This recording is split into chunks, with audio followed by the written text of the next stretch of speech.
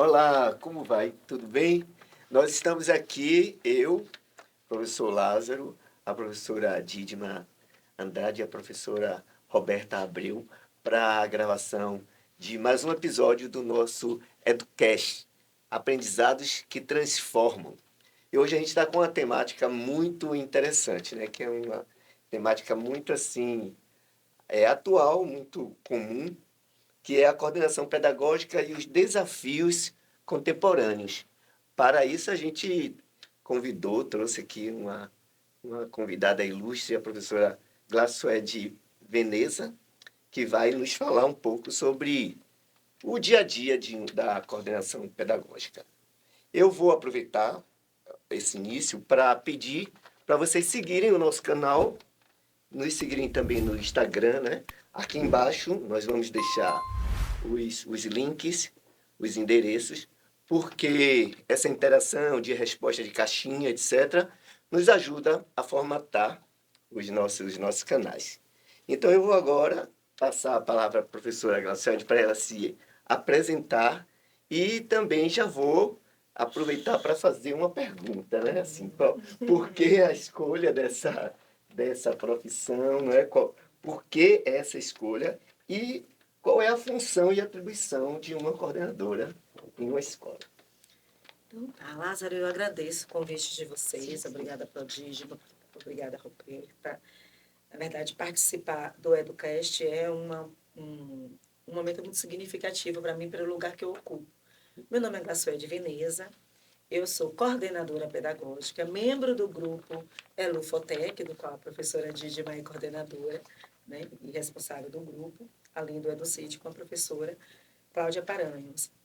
Sou pedagoga por formação, então minha formação de base é essa, eu sou pedagoga, especialista por 2 vezes em educação, a primeira educação, a segunda a psicopedagogia institucional, e sou mestre em educação pelo GESTEC da UNEB. Escolher a coordenação pedagógica, primeiro foi um caminho que aconteceu.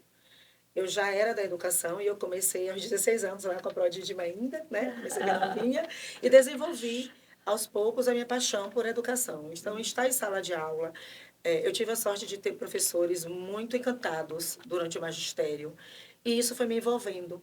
E ao longo do tempo, na prática de sala de aula, eu fui descobrindo que havia um outro profissional que intervia na sala de aula não estando ali, que intervia na prática docente não estando ali e que intervia no processo de aprendizagem do aluno, mesmo não estando ali na sala de aula. Mas eu não sabia quem era esse profissional, mas era visível a importância. E, aos poucos, eu fui compreendendo que se tratava de um coordenador pedagógico. E isso me encantou ainda mais. Então, passeando entre meus estudos, eu entendi que eu, apesar de minha paixão por sala de aula, eu tinha algumas outras contribuições para dar enquanto coordenadora pedagógica, que o meu compromisso com a educação me permitiria também uma possibilidade de transformação. Fazer uma intervenção ali sem estar ali. Né? Porque é por trás das câmeras de uma sala de aula que tantas coisas acontecem para que o efetivo da sala de aula tenha resultados transformadores. E aí eu disse, é isso. A minha paixão por educação precisa ir além da minha prática. Eu preciso contribuir com a transformação. E eu entendi que ser coordenadora pedagógica poderia me dar essa condição. As funções da coordenação pedagógica, gente, são muitas. São muitas e você chamou só para um Educast. Né? A gente tinha que ter uns 15 para falar das funções. Porque o que acontece com a coordenação? Tinha que ser um seminário, no mínimo, né, Graciela? No mínimo, um seminário, no mínimo. Inclusive, sem te interromper, deixa eu fazer uma observação, porque, assim, às vezes a gente tem uma máxima, assim, que as pessoas dizem que quem sente a sala de aula mesmo é o professor. Sim. E que, assim, de certa maneira, eximem o coordenador desse sentimento de sala de aula, mas isso não é uma verdade, né? Não, não O é. coordenador sente a sala de aula também, embora Mas, ele não Lázaro, esteja Sim, ali. me sente. permita, Sim, um coordenador Sim. pedagógico, antes de tudo, ele é um professor, Pronto. não é? Pronto. Ele é um Ele é um professor. professor. E assim, inclusive eu que vim desse lugar, eu vim da sala de aula, nos vários segmentos. Então, eu estive na educação infantil, na educação básica, tanto no Fundamental 1 quanto no 2, estive no ensino médio e estive no ensino superior. Então, estar na coordenação pedagógica, a partir dessa experiência de sala de aula, faz também, é um elemento significativo para mim e na minha prática. E uma das funções da coordenação pedagógica, como eu citei, que o meu compromisso e desejo com a educação, me propunha também o desejo de transformar. Um dos compromissos, uma das funções da coordenação pedagógica é isso, é propor ações que venham trazer transformações no processo escolar, tanto no processo de ensino, como professor, como no processo da aprendizagem com os nossos estudantes.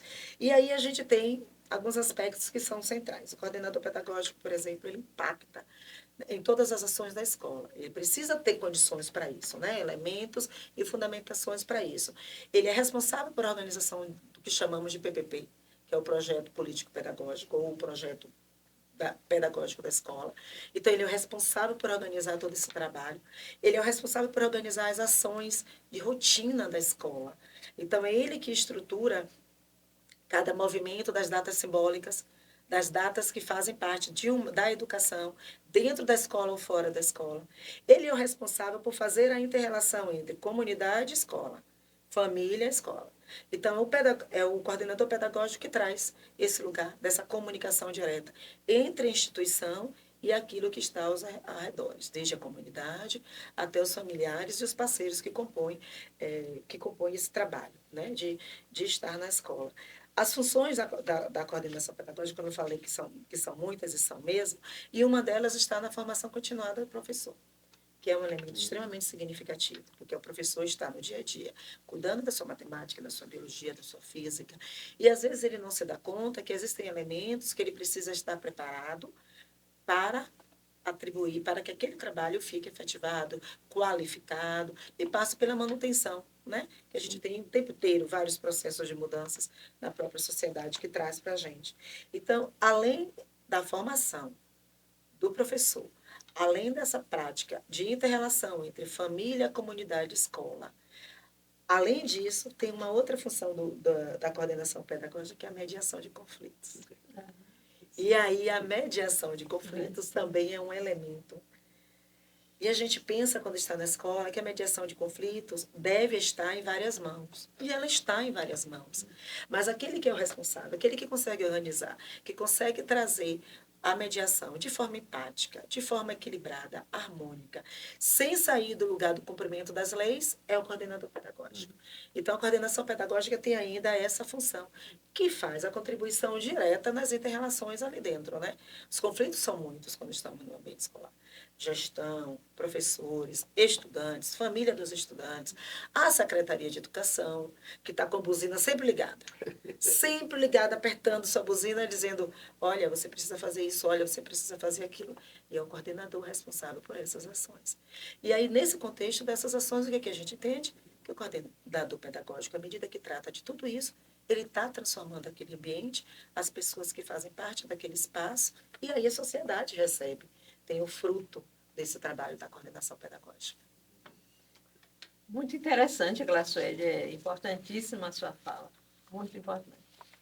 Tem uma autora que se chama Laurinda Ramalho, ela tem uma coleção, ela fala muito sobre a coordenação pedagógica.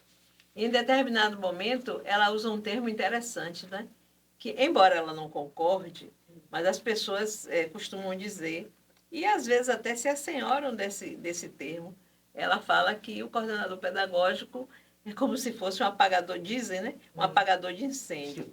Ou seja, ele está ali para resolver tudo que aparecer. Mas quando, na verdade, a gente sabe que o coordenador pedagógico, eu também fui coordenadora pedagógica por muito tempo, tem uma das minhas especializações em coordenação pedagógica, eu não entendo desse jeito. Eu acredito que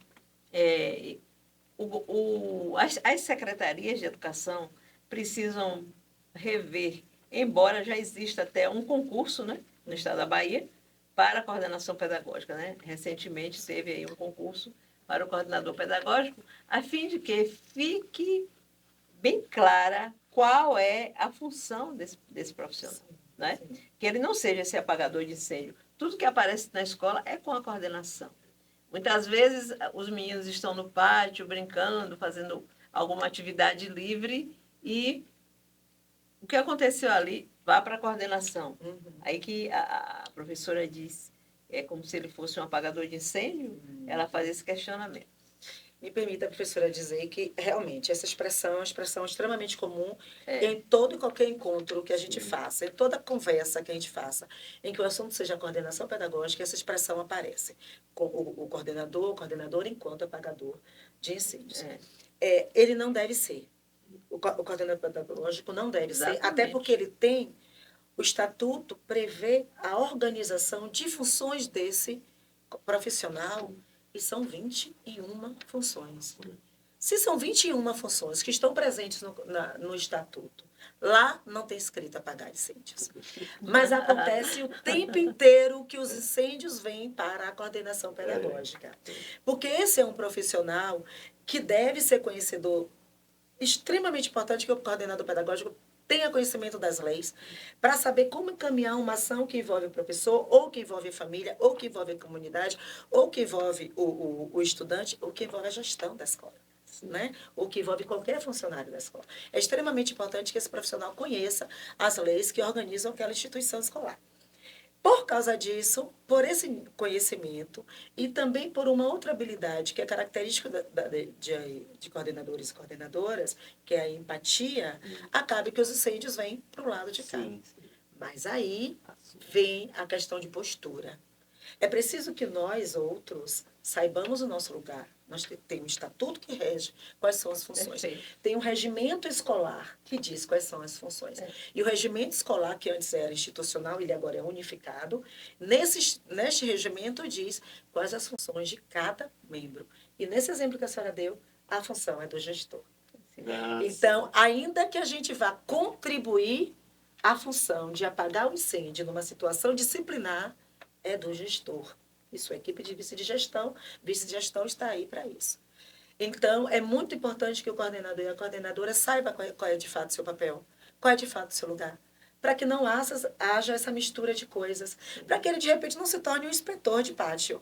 Né? Quando você falou dos alunos que estão fora da sala, e aí, de repente, ele agora é o inspetor, e falar inspetor é tipo voltar Exatamente. para 562. Eu gostei dessa fala, eu gostei. Muito né? interessante essa fala sua, que a gente vê que a história da educação, ela aponta para esse lado de inspetor, Sim, de supervisor, né?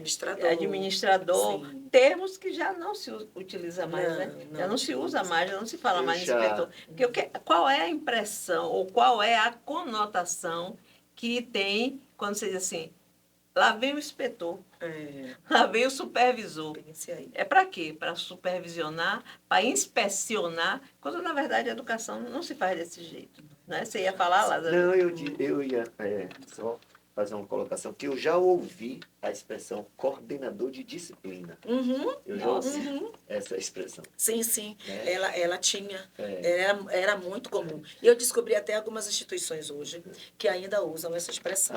Sim. Agora, sim, é preciso lembrar que nós estamos vivendo pós 1996. E o que é que isso tem a ver?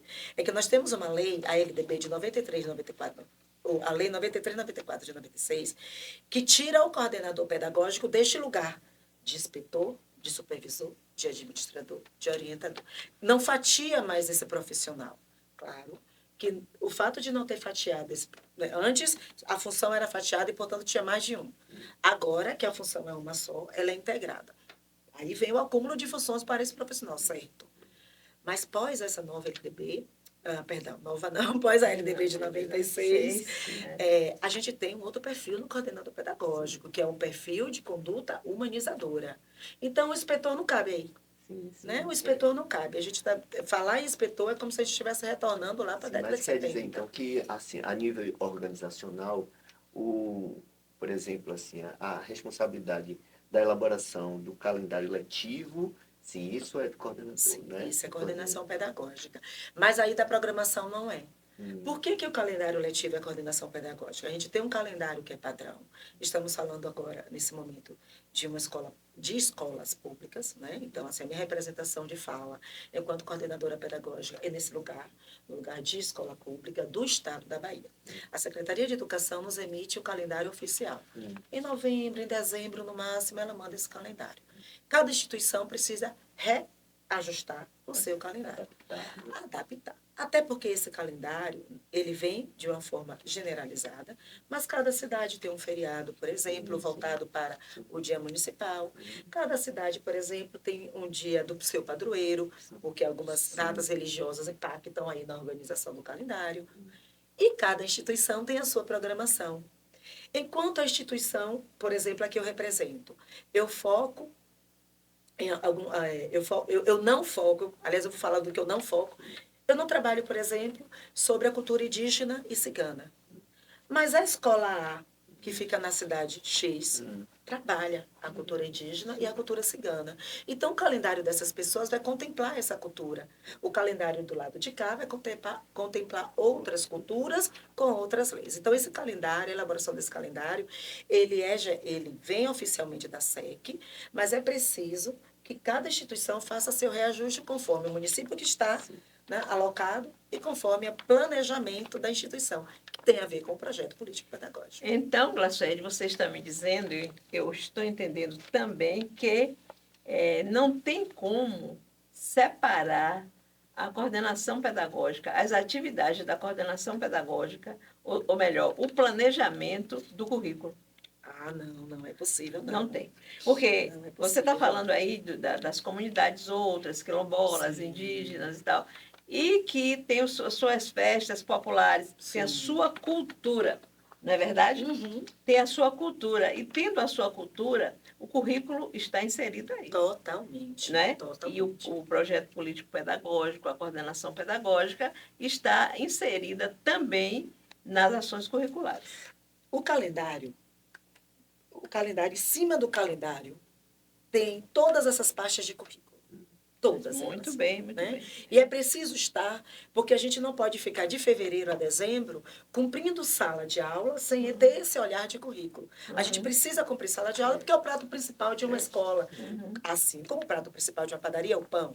Né? Então, a gente precisa, sim, levar isso muito a sério. Mas é preciso que esse calendário que é recheado de currículo, é preciso contemplar esse currículo e considerando as particularidades daquele público que está ali. Por isso eu citei a Escola X, que tem uma cultura voltada, que o trabalho é voltado para a cultura indígena ou cigana. Enquanto que outras instituições voltado para um outro trabalho, para um outro local. Eu trabalhei na universidade, em um campus da região do Cisal. E era muito interessante quando chegava o tempo do corte do sisal, do plantio de outras coisas, né, que eles colhiam e plantavam. Os estágios não podiam acontecer nessas épocas, porque as famílias, inclusive havia uma crítica muito grande, nós fazíamos na universidade, ao trabalho infantil. Sim. Porque as crianças não iam para a escola porque iam cortar o sisal. Sim. Porque iam ajudar na plantação, ajudar na colheita. E essa questão do sisal é muito forte, porque a gente via muitas crianças mutiladas, dedo, até mesmo mão, por conta de trabalharem na colheita do sisal. E os coordenadores pedagógicos dessas escolas passavam assim situações extremamente difíceis e tinham que resolver. Aí eu falava para os meus alunos, a gente não pode trabalhar sem uma relação com a cultura local, entendeu? Fazer um calendário escolar sem prestar atenção no que acontece no entorno da escola, né? Uma escola da zona rural, por exemplo, ela tem que ter um calendário diferenciado, não é isso? É o que você está terminando de me falar. E eu vejo também desse jeito, eu compreendo assim. Então, Glaciele, como você entende, como você vê o papel da escola na formação de cidadãos críticos, o que se fala muito hoje, né? nos planejamentos dos professores, a gente vê lá, formar cidadãos críticos e tal, e tal. E eu perguntava para as minhas alunas do estágio, o que significa cidadãos críticos? Críticos e reflexivos, o que é isso? Então, na formação de cidadãos críticos e conscientes em relação aos desafios da contemporaneidade. A gente vive essa prática na escola e nem o professor se dá conta, nem ele se dá conta. A gente está fazendo, o aluno está vivenciando, e aí não se percebe. Porque esse momento de promover o conhecimento naquela sala de aula, naquela instituição, a partir da prática das aulas, dos ensinamentos dos professores, mas a partir da prática organizacional da escola, deve promover condições para que esses sujeitos sejam, sim, né, capazes de pensar, capazes de ter a criticidade de mundo, capazes de tomar suas decisões, de fazer suas escolhas. E aí a responsabilidade nossa fica no sentido de dialogar com os professores, para que seja proporcionado aos estudantes essa condição, essa forma de trabalhar. Quando eu digo que os alunos nem se dão conta disso, isso está acontecendo, e nem os professores, é porque todas as vezes que a gente senta para pensar, eita, daqui a 15 dias é carnaval. E aí, como já é carnaval, a gente já começou as aulas, aí uma semana, 2 semanas está lotada a escola e a terceira semana não está mais. Porque alguns desses alunos saíram para trabalhar no carnaval. E aí precisa da organização deles lá. Ainda mais se tratando de Salvador. Ainda mais. E eu sou da microrregional, né? A região metropolitana. E aí, quando a gente está próximo a uma data simbólica para a escola, simbólica não, representativa para os estudantes, que é o Carnaval e o São João. Então, a minha fala permeia as duas situações. A gente precisa fazer já essa reorganização, porque naquele momento o professor já planejou seus 30 dias, 20 dias de encontro com o aluno, mas ele só vai conseguir encontrar dois. Né? Então, se eu tenho 4 semanas, dessas 4 semanas, 3 vão acontecer, e a quarta semana que planejou acontecer, a sala vai estar esvaziada por causa desse aspecto. Quando a gente senta para pensar nesse estudante, e a gente traz o estudante com o direito de dizer, eu vou precisar sair tal época, porque tem o treino inicial, e eu consegui ser uma vaga, minha mãe também vai, eu preciso valorizar esse treino inicial, que ele vai fazer fora da escola, lá no lugar onde ele vai trabalhar. Seja nos camarotes, seja na rua, mas ele precisa desse espaço. Quando a gente tem uma atitude dessa, a gente está valorizando o estudante, a condição do estudante, e está dando para ele esse lugar, o lugar de um aluno que está organizando a própria vida. Então, a gente precisa criar um ambiente que seja reflexivo, como alguém que deve saber o seu lugar. E isso é extremamente importante. E aí, estimular esse pensamento reflexivo no aluno, de dizer para ele, sério, que você vai fazer isso quando ele faz uma escolha que é um subemprego, por exemplo. E que a gente diz para ele, sério que isso é mais importante para você do que estar aqui na escola, tendo seus 5 dias fechados. Então, quando a gente tem esse diálogo direto com o estudante ou com a turma, dependendo de cada situação, a gente está promovendo esse desenvolvimento. E o olhar do professor, às vezes, é de que a gente foi na sala ter um diálogo de recado. Não foi. Não fomos a recado. Quando o aluno, às vezes, recebe isso, também entende como recado, e não foi recado. Foi um momento de diálogo em que ele precisa repensar o que está fazendo. Então, alguns estudantes abrem mão e voltam e dizem, não, a senhora tem razão. Não vou para aquilo que está sendo chamado de estágio. Porque todos eles são chamados de estágio, né? Não vou. E quando ele desiste de ir, ele entendeu o nosso diálogo sobre o subemprego. Ele entendeu e ele fica. Mas aquele outro diz, eu vou, e o outro que diz, eu vou, coloca acima de tudo a necessidade. Sim. E eu compreendo também. Né? Então, quando ele coloca a necessidade, a gente está organizando para que isso seja possível. Então, quando você pergunta qual é o papel da escola, né, nessa formação, se constitui de possibilitar momentos reflexivos, momentos de diálogo, momentos de pensar que as ações pedagógicas precisam ser interdisciplinares e contemplando a situação individual de cada aluno. E aí eu vou dizer um problema. Quando você fala grau, você está falando individual, isso não é verdade. Claro que não é verdade. Estamos falando de 1.000 alunos. Então, quando eu falo individual... Sim, era isso que eu queria... justamente o que eu queria te perguntar. Sim. Você me conversou certa vez que Você trabalhava numa escola e que tinha, acho que era 900 alunos, e você era a única coordenadora Única coordenadora. Naquele Como é momento que isso eram acontecia? 1.100. Como é que acontecia? Não tinha mágica. E eu torcendo que tivesse. Procurei varinha de condão, não achei. Não estava. Né? E ainda tinha a bolinha também com defeito.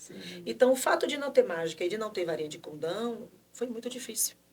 Porque eu precisava administrar 3 turnos. 40, naquele momento eram 48 professores, 52 professores, depois que houve a redução. Naquele momento eram 52 professores para 3 turnos, para 1.100 alunos. Quando eu era responsável oficialmente por 900, já que eu era do diurno. Mas eu precisava atender aos 3 turnos, não por obrigação, mas por necessidade de compromisso. Eu me sentia, eu falava, como que essa atividade está sendo realizada no diurno e o noturno não vai ter? Como contemplar algumas ações para o diurno e o noturno que demandava tanto, não vai ter. Então, eu atendi aqueles 3 turnos. Então, quando eu falo assim de atender ao individual, a condição individual de uma escola de 800 alunos, 900, ou naquele momento de 1.100, eu estou falando de agrupamentos mesmo, de entender que a situação de um aluno que aparece vai representar vários. Então, quando eu falo e penso nesse e faço uma ação que mobilize para já representa vários. Isso vale para tudo. Isso vale para diálogo sobre o emprego ou sobre emprego. Né? Os estágios, a lei do estágio que faz a confusão na cabeça dos nossos alunos. Exato, né? Vale também quando estamos falando de outras leis, que não vou citar agora só porque está aqui programado para daqui a pouco, mas outros aspectos também, quando o aluno vive alguma discriminação, alguma discriminação ou por racismo, ou por preconceito. Sim, eu acho. Né? Então, são ações que a gente precisa mobilizar para que ele se veja como um cidadão comprometido com o próprio desenvolvimento. A gente está aqui só para colaborar. E quando a gente promove a condição de compreensão desse lugar e mostra para ele a pessoa que ele é e a importância de ser essa pessoa, ele se torna esse cidadão. Você chegou a citar, né, algumas coisas aí, mas existem, assim, 2 temas muito, digamos assim, atuais, muito discutidos, que é a inclusão e a diversidade. Né? Então, a gente gostaria também de saber de você quais são as estratégias que você ou as que você acha mais adequadas para promover essa inclusão, essa diversidade, considerando a realidade e a necessidade dos alunos atuais, né? Porque a gente tem encontrado um número muito grande, né, da necessidade de inclusão e também dessa mentalidade da diversidade, né? Então, quais são as estratégias que você usa? Lázaro, pensar, quando você faz uma pergunta dessa sobre inclusão, sobre diversidade, é pensar na permanência desse estudante na escola. Porque quando a gente desconsidera a necessidade de uma inclusão, de significar as diversidades que ali estão, e são muitas diversidades. A escola pública, nós estamos falando aqui de uma escola que tem alunos com deficiência físico-motora, estamos falando de uma escola que tem alunos com deficiência intelectual, alunos que passam por um processo de transição, de mudança, por exemplo, de mudança de gênero. Então, nós temos meninos e meninas trans. Nós temos meninos e meninas que têm relações homoafetivas. E nós temos meninos e meninas que sofreram algum tipo de violência. Infelizmente, todas as violências são agressivas, todas as violências afetam muito as pessoas, mas nós estamos falando de violências que são mentais, físicas e além disso. Pensar nesse público é inevitável para que uma escola seja, de fato, inclusiva. É pensar de quais estratégias eu vou ir agora, com tudo que essa menina e esse menino sofreram. E eu quero que eles fiquem na escola. Que condições tem essa instituição para assegurar a permanência desse estudante? Então, é preciso ter um olhar sensível, ter um olhar cuidadoso, que os estudantes que estão ali, nem sempre eles vão buscar única e exclusivamente o alimento da intelectualidade, do conhecimento, que é o que nos interessa. E eu falo muito sobre isso com os meus alunos, quando eu falo assim, olha, esse nosso diálogo aqui é porque me interessa que você traga de volta para mim os bons resultados. Então, eu preciso olhar todo esse público. Uma das ações que a gente faz lá na escola, e que não começamos agora, começamos há muito tempo, tem a ver com o levantamento desses estudantes que têm deficiência. Então, inicialmente, eu tenho alguns. A secretaria da escola me fala, Gal, nós matriculamos uma menina que tem uma deficiência, mas a mãe não soube dizer o que é. Eu pego o nome dessa menina e anoto aqui para mim. Gal, tem um outro menino aí, ele não anda direito, não. Ele anda todo tortinho, parece diferente. Bota o nome desse menino aqui. Ah, Gal, chegou um aluno que é de cadeira de rodas. Vem aqui para mim. Tem um menino que eu fiquei confusa. Ela parece uma menina, mas o nome dele é masculino dela. Eu não entendi, Gal. Bota aqui. Então, quando a gente pega a lista desses nomes, eu preciso ter um contato direto com cada um deles. E todos esses estudantes identificados, só não vem aquele que eu não sei que existe. Mas todos esses alunos identificados passam por uma primeira conversa comigo. Então, eu preciso saber o nome, a idade, a condição familiar dessa criança, desse aluno, né, ou dessa aluna, qual o contexto que vive. Muitas vezes vive com o pai, com a mãe. Outras tantas com a mãe e com o padrasto, ou com a mãe e a madrasta, ou com o pai e a mãe, ou com a vizinha.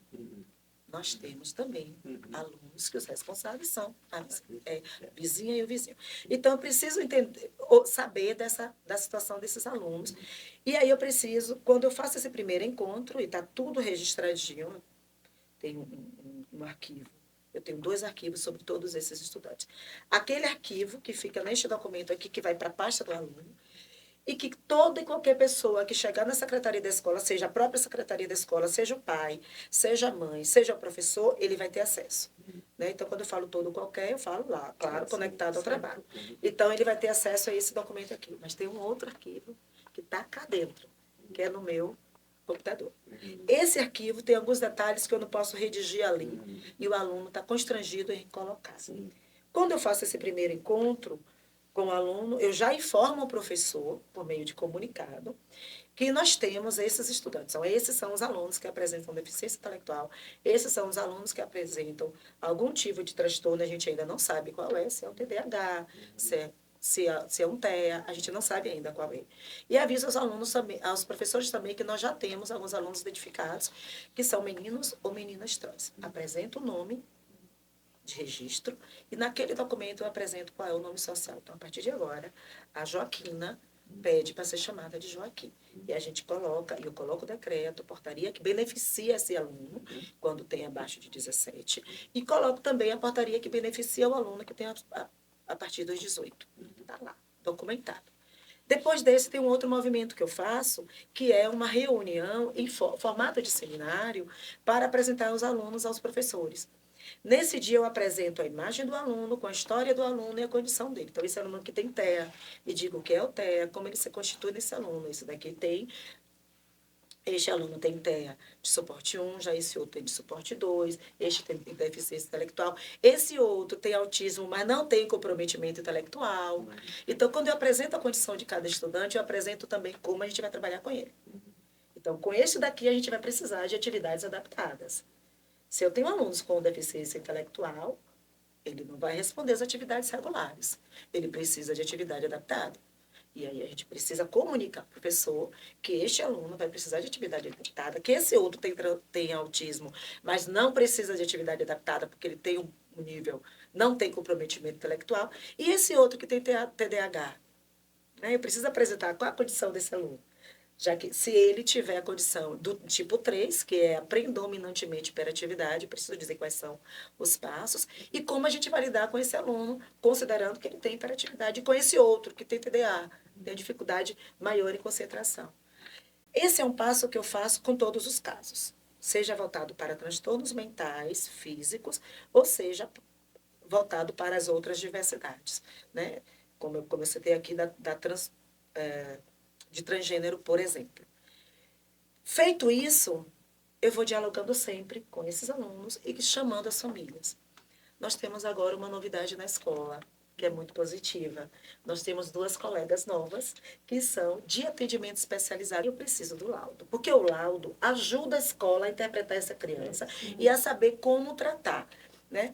Mas eu não sou dependente do laudo. Inclusive, é comum que escolas interpretem que se o aluno não tem relatório médico, se não tem laudo, eu não devo considerar esse aluno. Equívoco. Eu preciso considerar o aluno com ou sem relatório médico, com ou sem laudo. Certo. E é por isso que eu preciso, quando o professor chega à sala da coordenação, numa reunião, dizendo, Gal, eu vi alguma coisa em Lázaro, eu não sei o que é. Aí já é um sinal para mim. Sim. Eu já chamo esse estudante para dialogar, e aí, a partir daquele primeiro diálogo e alguns testes que faço na escola, testes, deixar claro, que respeitando o meu lugar de coordenação pedagógica. Sim, Tá? né? Porque tem os psicólogos que só eles podem aplicar Então, muitos aqui, testes, né? pronto. Então, os testes que faço é neste lugar que eu ocupo, enquanto coordenação pedagógica. Não estou lá aplicando a psicologia, ou a psicopedagogia clínica, não é essa a minha intenção, nem a psicologia educacional, não é essa. Mas preciso de teste porque eu preciso falar para o professor que este aluno aqui não lê. Sim. E ele não lê por causa da condição mental dele. Eu preciso falar que esse outro aqui lê, mas que não vai conseguir fazer isso em público, na sala de aula, por causa da condição. Certo. Então, eu preciso dizer isso ao professor. Então, sim, eu preciso caminhar esse estudante para outros órgãos que façam uma avaliação detalhada, que mande um relatório para a gente. Agora, eu vou fazer uma pergunta para mim mesma, e eu consigo isso? Eu faço, mas eu tenho a resposta Desafiante, sempre. né? É desafio, Olha, Lázaro. Eu não tenho as respostas sempre. Inclusive, por tabela, você falando aí, eu aqui refletindo, inclusive, por exemplo, assim, por tabela a gente tem... você falou um pouco da questão técnica, né? Sim. Assim, você usou bastante argumento técnico. Mas existe aquela importância da pessoa se sentir aceita, Sim, tem. né? Se autoaceitar e se sentir aceita pela comunidade. Então, o bullying já é por tabela, né? Porque muitas vezes uma pessoa diferente, ela suscita essa rejeição. Sim. Embora eu, não sei se eu estou equivocado, mas eu também considero que atualmente as crianças, os adolescentes estão com muito mais consciência de aceitação e de respeito ao outro, né? Do jeito que ele é, embora tenham ainda muitos conflitos. Mas então também, digamos assim, equacionar esse problema do bullying Sim. também está dentro do pacote dessa inclusão, não é? Está. E me permita pontuar sobre isso. Um aspecto para cuidar da inclusão e da diversidade no ambiente escolar é uma adaptação metodológica e também adaptação curricular.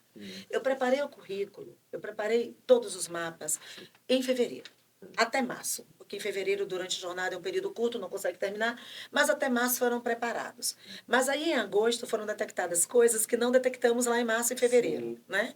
A gente precisa reajustar esse currículo. É claro, É claro. extremamente importante. Ele não A pode flexibilidade é ser fundamental. perfeito. Era isso mesmo. Fundamental. É extremamente importante que ele não seja estanque e fechado naquela última data que encerrou as reuniões. Ele precisa ser flexível, atendendo a toda a situação de comunidade. E aí, a gente precisa cuidar da adaptação curricular.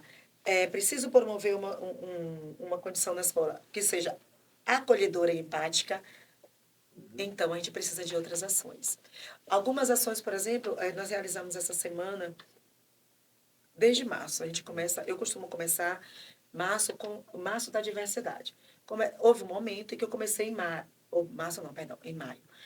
Houve um momento em que eu comecei em março, porque dia 21 de março nós temos o Dia contra a Discriminação Racial. E aí houve um momento que nós começamos em março com a discriminação racial. Em abril falamos do mito da abolição da escravatura. E aí desmistificar essa abolição. Precisamos dialogar sobre isso. Exatamente. Em maio a gente foi falar de Maio da Diversidade. E nós caminhamos. A gente começou em Maio da Diversidade e falamos de tudo isso, de todos os aspectos de inclusão. Inclusive de quadros patológicos, que eu não citei aqui. Eu não citei nenhum quadro patológico, mas nós temos também, e também é considerado uma escola. Tem o trabalho para se conseguir que este estudante permaneça lá, porque o problema não está nele entrar.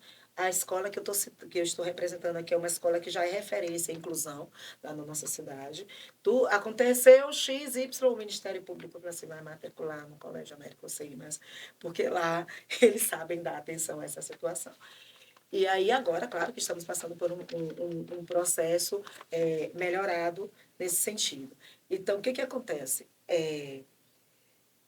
A gente precisa trabalhar nas salas de aula, e aí tem a ver com o bullying que você falou, né? Porque essa adaptação curricular.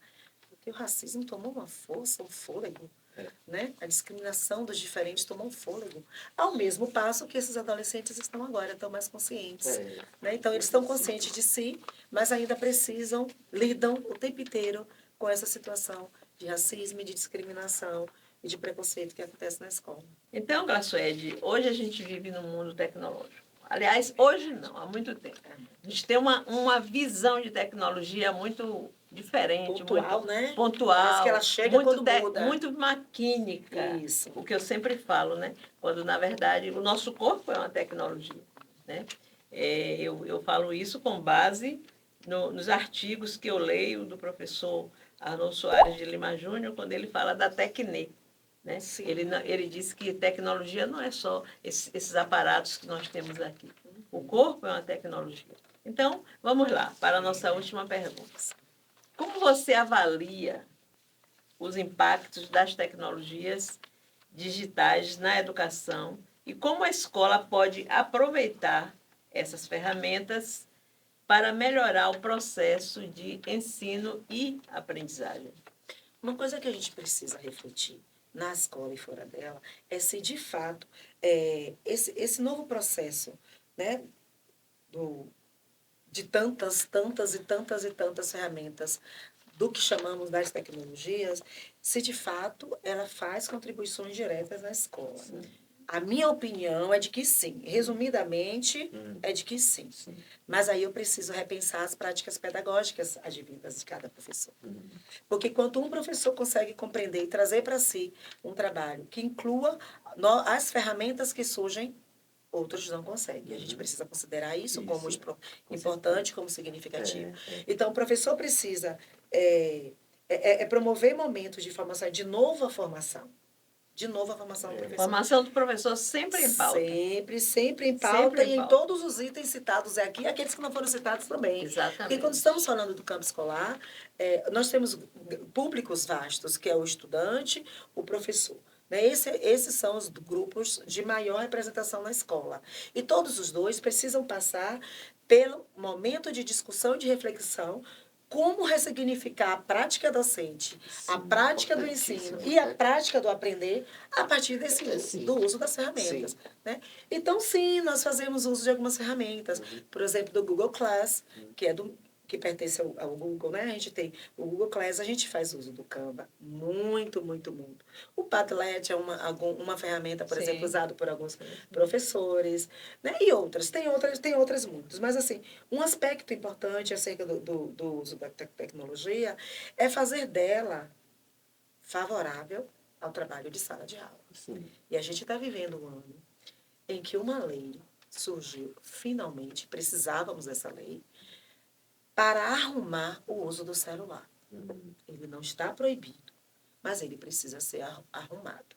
E como antes éramos só nós que falávamos de celular na escola, a gente não tinha forças o suficiente. Agora tem uma lei, que é uma lei federal, que diz: não é permitido o uso de celular em sala de aula e vem a menos que.